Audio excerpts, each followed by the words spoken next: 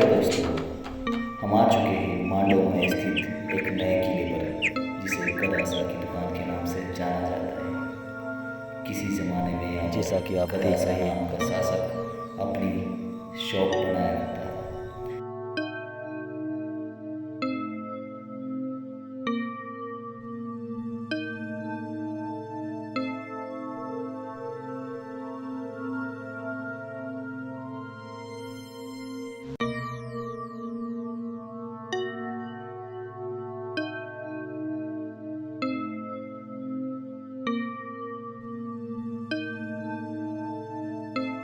ये गदासा के महल का मुख्य द्वार है, जो कि एक हिंदू शैली का प्रमाण है।